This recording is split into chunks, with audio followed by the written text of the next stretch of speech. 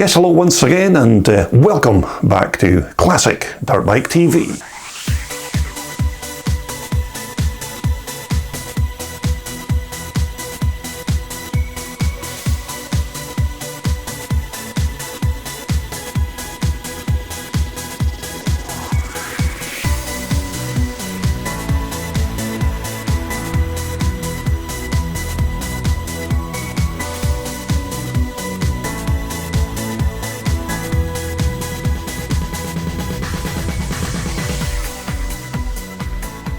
Yes, thanks for returning to Classic Dirt Bike TV, the home of old school vintage and classic off-roaders. And as you're no doubt aware by now that my CDB TV channel is now completely free of advertising, so there's no need to sit there and listen to a couple of minutes of boring adverts before the start of each video.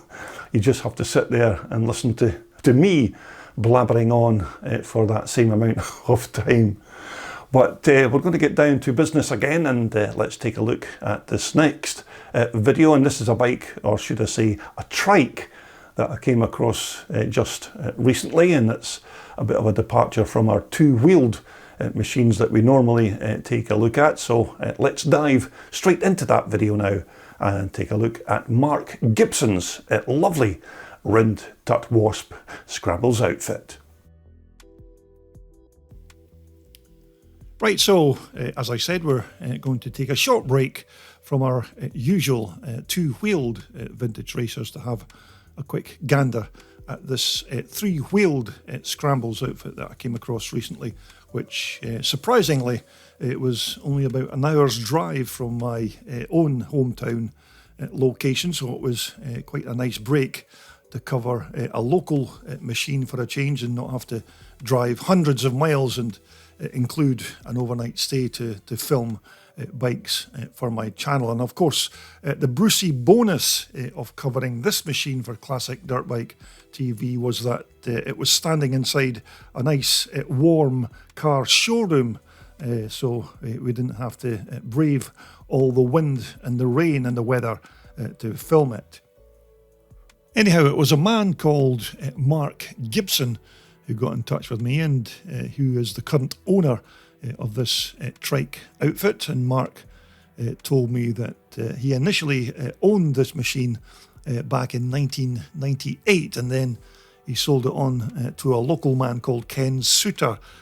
Although when Mark did sell the outfit to Ken, it was just really a rolling chassis, so it was minus the Triumph twin motor. But I actually filmed this outfit back in 2023 when I came across it in the paddock at a Scottish Classic scramble event in Forfar, although the unit wasn't exactly taking part in that Scrambles event. It was just parked in the paddock as a bit of an interesting talking point on the day.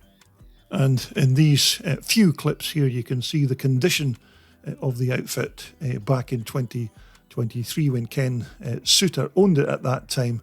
And although Mark did sell Ken the outfit without an engine, it appears that Ken's found a replacement. But as I said, this machine here wasn't actually taking part in any racing on the day, but Ken did have a bit of a blast around the perimeter of the track throughout the day.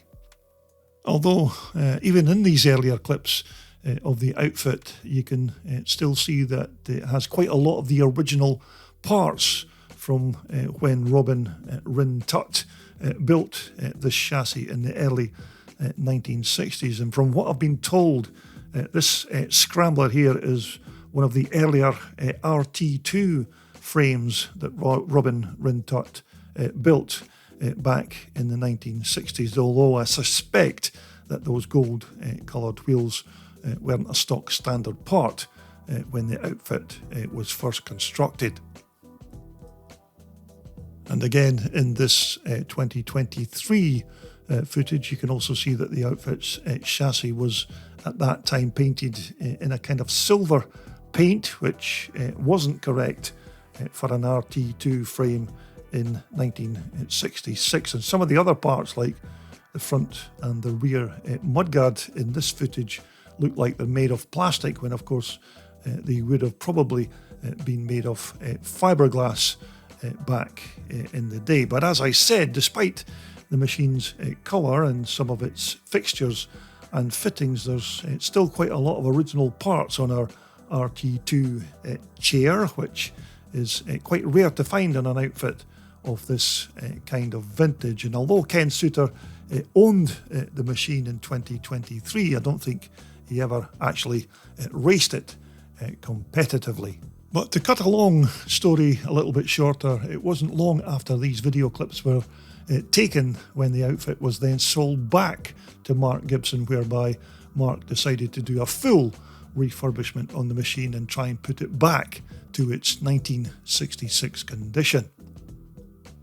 But after 6 long months and approximately 150 hours of hard graft and sweat, this is how our RT2 looks like in December of 2024. Now, it's not maybe a full-on 100% restoration with all brand new original parts, but certainly it's a superb transformation, and definitely in keeping with its 1966 period, when these Rhind Tutt Wasp chairs were thundering around racetracks all over the UK and exciting the massive crowds that clamoured to watch them. And just in case you've been unlucky to have ever seen a gaggle of these Wasp outfits in action on the track, then make sure that you watch right up to the end of this video, when I'll post some racing footage of these great machines in action on the track. Now, you're probably already aware that these sidecar motocross chassis were the brainchild of Robin Rhind Tutt, who was a very successful off-road racer in his own right, and for his day job he was an aircraft engineer based in Boscombe Down in Wiltshire, before eventually going into business for himself, whereby he then formed Wasp Motorcycles back in 1964 to manufacture off-road motorcycle chassis. But in their early days, Wasp were certainly renowned for building these very high quality and super strong motocross sidecar frames. And in actual fact, in the late 1970s, Wasp also had a claim to fame, because one of their sidecar outfits was used in the movie Escape to Ancina, whereby the outfit at that time was ridden by British Scramblers legend Dave Bickers, although in that particular movie the outfit was disguised to look like a German R75 BMW unit, but it was still essentially a Wasp-built chassis. So let's just take a closer look at the outfit's chassis and chair frame, which, as I recall, I think were made from CSF 5 hydraulic grade tubular steel, and these early RT2 chassis were the very first of a long line of chassis and engine combinations that Wasp were going to develop in the coming years. And this particular chassis here and sidecar pairing were made back in 1966. So as I mentioned, this is certainly one of the very early Wasp framed outfits. Now, you may remember in those archive clips that we had a look at that the engine frame and the passenger's compartment were at that time painted silver, which of course wasn't correct for the 66 Wasp chassis, because back then it would have been nickel plated soon after the construction was completed. So when Mark began on the bike's restoration, he decided not to have the frame recoated in nickel plating and then just have it on display in this bare metal patina. And besides, why would you want to cover up all of those nice bronze welds that hold all of the bits of tubing together? But you can see there's some really nice engineering that goes into building one of these Wasp outfits, and it's not only the skill involved to make your choice of engine fit inside the rider's part of the frame. There's just as much thought goes into building the chair part of the outfit's chassis, because this is not just as simple as bolting on a sidecar onto a road bike frame, because this part here has to be made super strong to enable it to cope with all of the stresses of the toughest and roughest of Scramblers tracks. So as you can gather, it's in this part of the outfit that a lot of the hard work's done to keep the three-wheeler upright and stable while negotiating all of the twists and turns during a race event. And the unfortunate passenger's job is to shift his weight from both extremities of the driving part of the machine to hanging off the edge of this compartment while they're making left or right hand turns. So as you'd expect, there's quite a lot to do and plenty variations when it comes to hand grips and seating and standing opportunities, so that the valuable passenger can do his important work. So this particular part here of the passenger compartment, as you've probably realised, is not really a seat as such, because the passenger never has any time at all to sit on his backside during a race. He's more than likely to be found lying across this piece of padding in various shapes and forms to try and counterbalance the torque and the weight from the other side of the unit. But certainly this seat part of the trike is still more or less the same shape and form as it was in 1966, although during the outfit's refurbishment, Mark employed the services of a local female upholsterer who did a fantastic job of bringing this part back to life. Now, when it came to suspensions on these outfits, now they did have some sort of basic damping, although for 1966 it was a pretty basic affair with this single shock here underneath and bolted on just inside the chair's outside wheel, which, to be fair, did very little to alleviate the pounding that the passenger was getting during a race. And as far as I know, these are still the original dampers that were fitted in that year, and Mark had them refurbished and repainted. But for their time, these were probably British-made Girlings or something similar. But personally speaking, I don't think you'd ever get me to be part of the team on one of these outfits, especially a passenger, because no matter how smooth the track, it was always a pretty rough ride at this side of the outfit. Anyhow, moving on to the business end of our RT2 frame and the part that holds all of the important components of the unit. And this piece of the bike's construction is again as strong and as rugged as the rest of this Wasp trike. And here at the front end, obviously it's a much more unconventional setup than you'd find on a solo Scramblers bike, with this kind of leading link type setup with, again, a pretty basic pair of shocks to try and provide some form of suspension movement at the front of the outfit. Although in practice, vertical up and down movement and damping was very limited on these basic shocks. But once more, Mark performed a full refurbishment of these parts and finished them off by giving them a fresh coat of paint.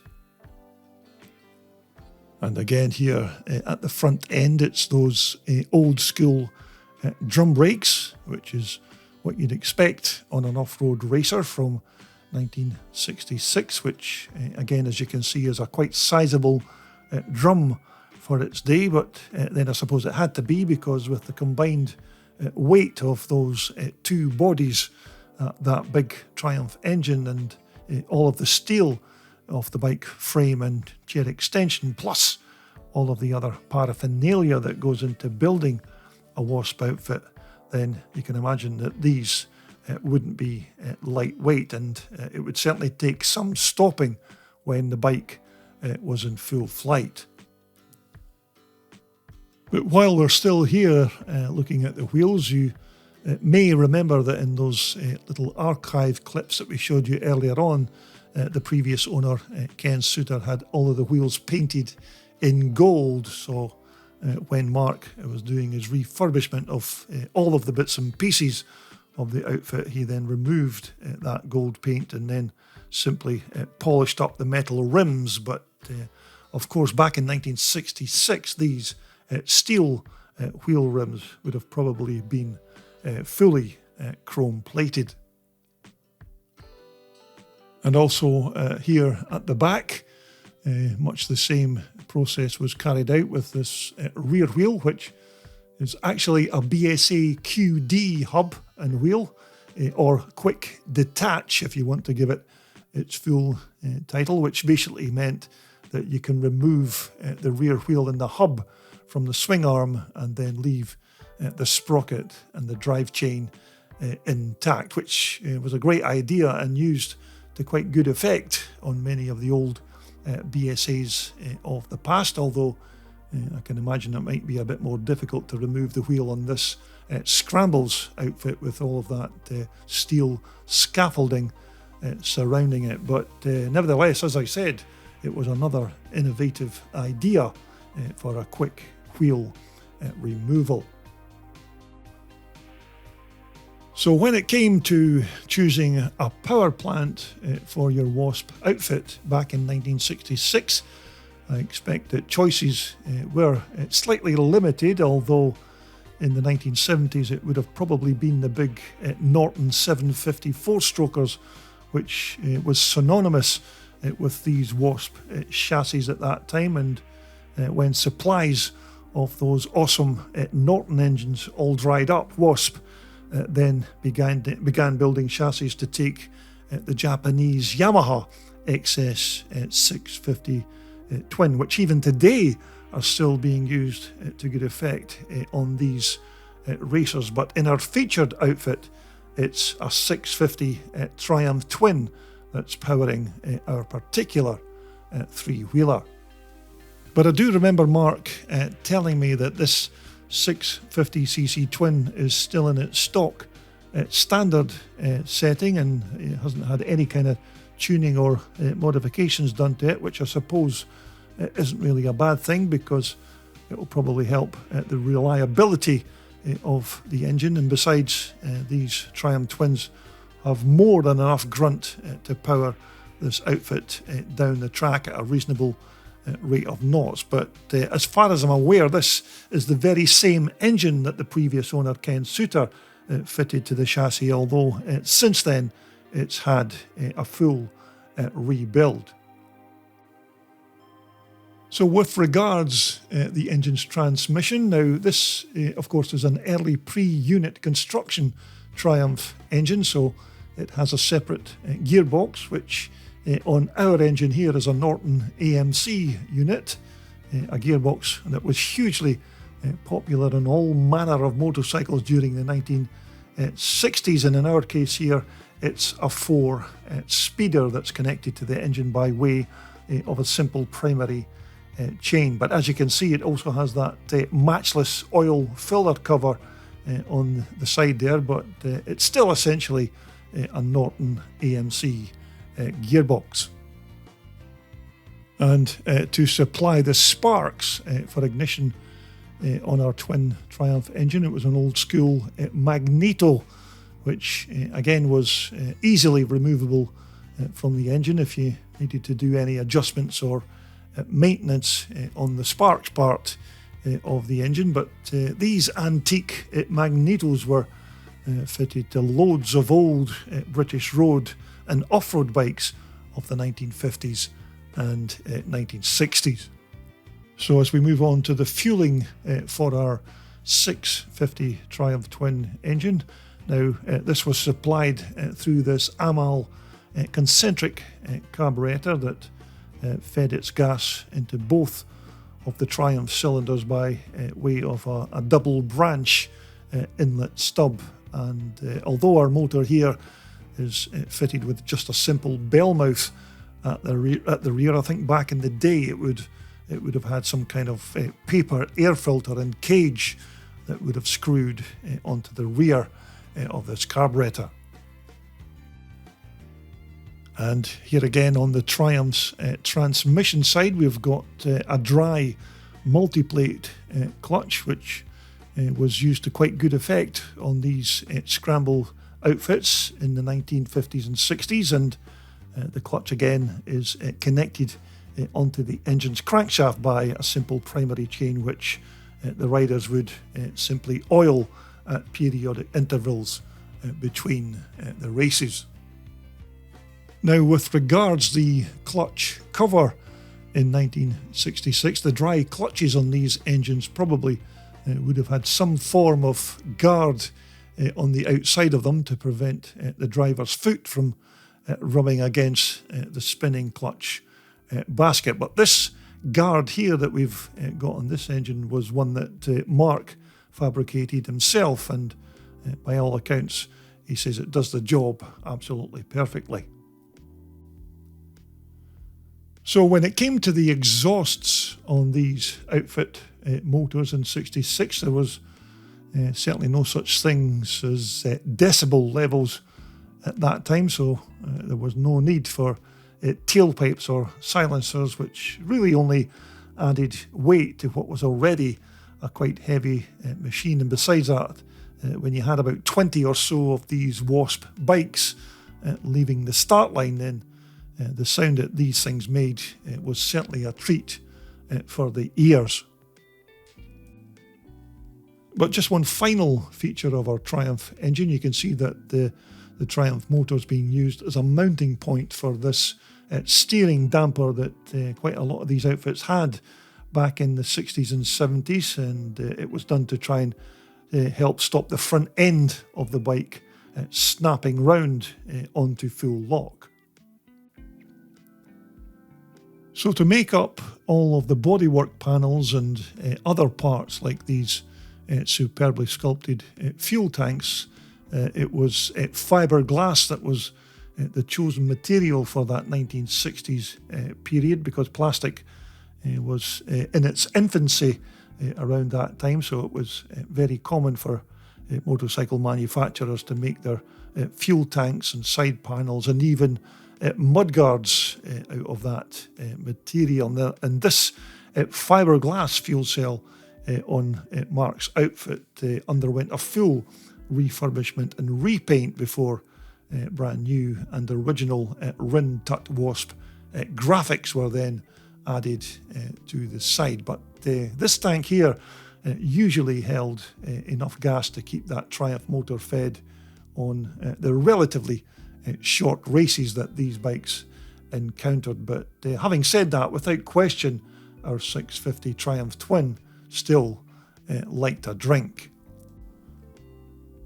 And here on the bike's side panel, you can see a few names of some local riders from Mark's part of Scotland, and there's even a few who have actually ridden this particular outfit. But just to give them a quick mention, we've got names like Jim Peters and Ken Suter, Jack Forbes and Ali McCauley, and Andy Rennick and Dawn Stewart, just to name a few. And in fact, on the day that I took these pictures, another local celebrity turned up to add his name to the list, and this is Sandy Cook, who was Scottish grass track champion 3 times in the mid-1970s.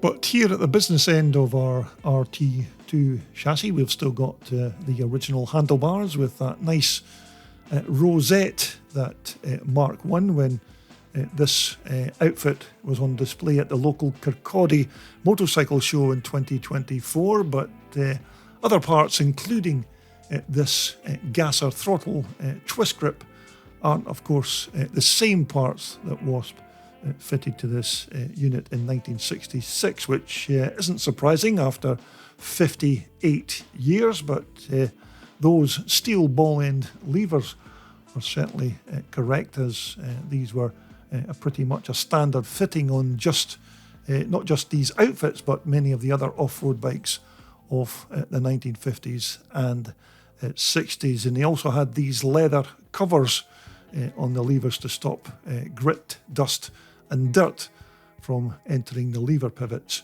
and cable ends.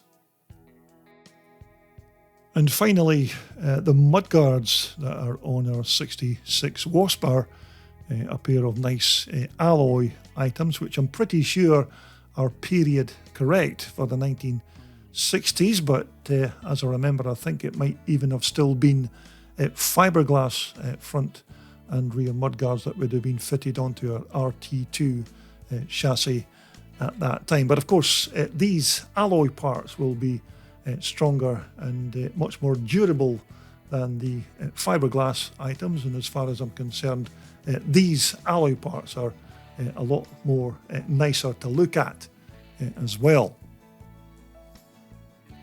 And so there you have it, something a little bit different here on Classic Dirt Bike TV, another vintage machine from back in the 1960s, although of course this time it's a three-wheeler rather than the two-wheeled solos that we're used to having a look at. And as I mentioned earlier, it was a relatively short journey for me this time to film this outfit, and the icing, as I said, on this particular cake was that the machine was on display at Mark's workplace at the Angus Motor Company's car showroom in Forfar, which turned into a nice warm inside photo shoot, because if it had been outside it would have been a very cold and bitter experience.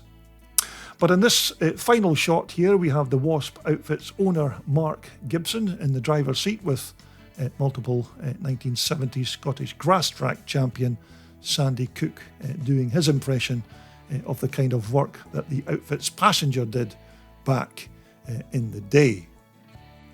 But as promised, and just in case you've not been lucky enough to have seen these units in action on the track, here's some footage that I filmed from the Motocross The Nations event that was held at Bennett's Hill in Reading in 2015.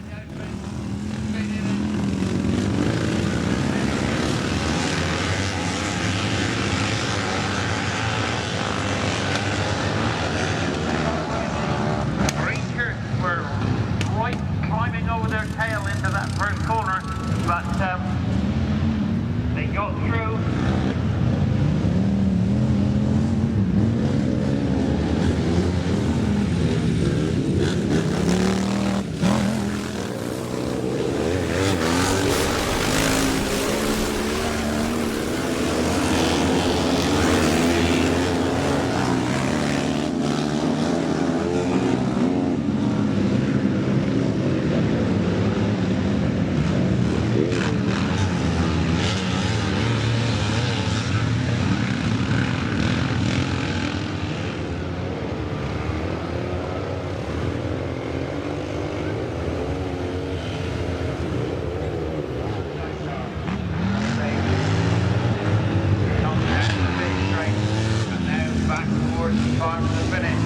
But the breaker now over the second. Out of the registration. Passengers working overtime.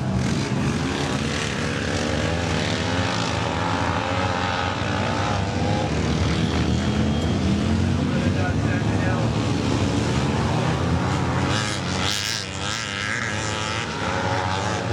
Breaker shoulders absolutely rubbing the ground. Down on that bottom right-hander.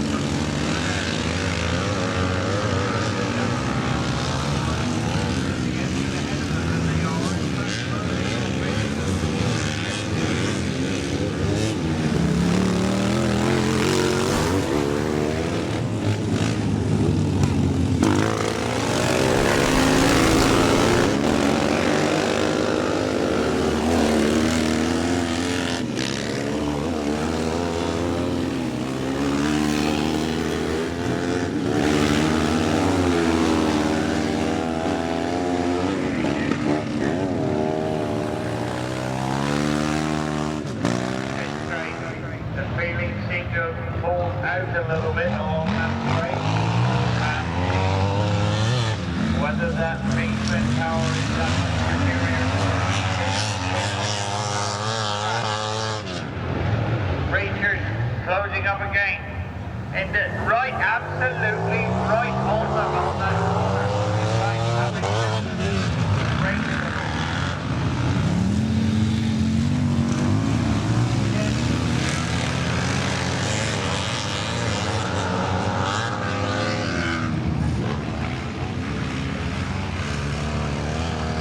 and the temperature than the meters on that last lap. So this is going to be a race very sure.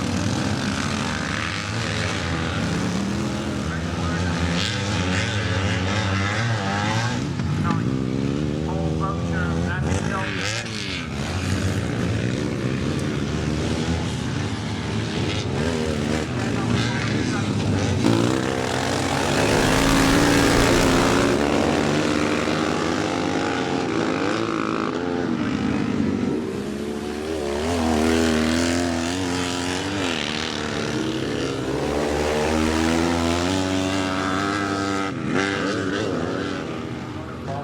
and I think that's definitely the case.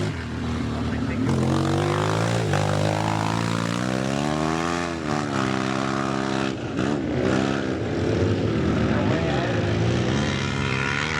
think all the top class sidecar races have originated out of the southern, South Midland, centre, and into the woods.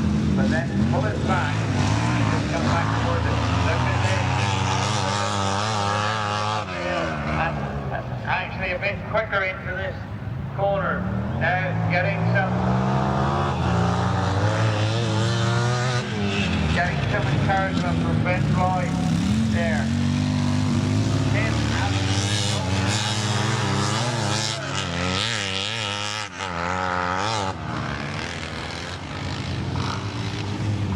Right, that's the leading pair of the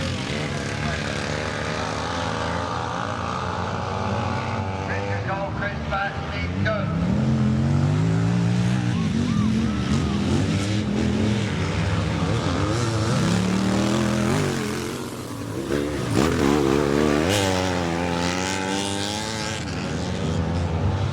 Can't remember what the point situation was.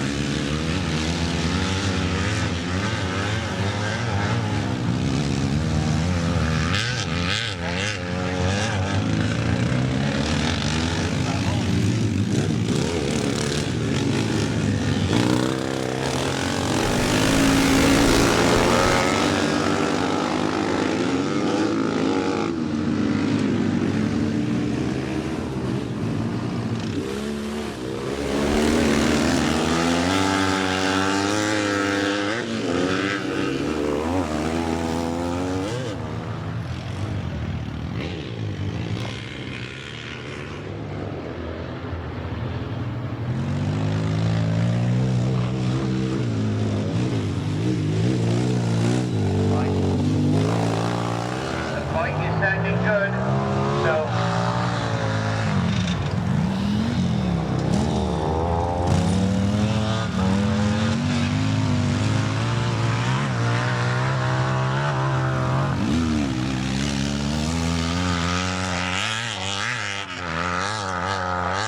that's supposed to be absolutely raging as they went through last time.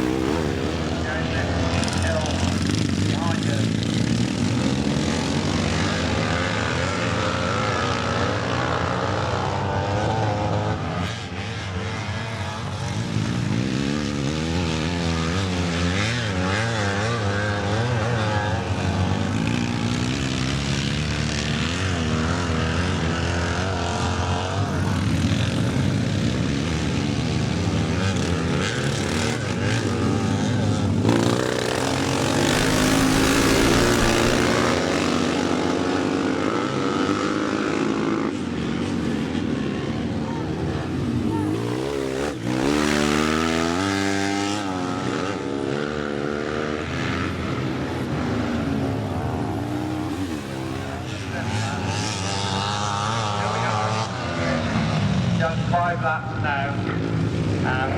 So they're going to get another 2 laps in at least.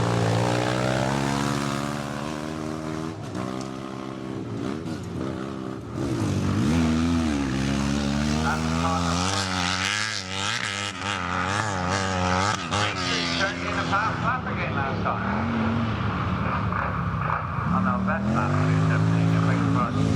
Last lap 222.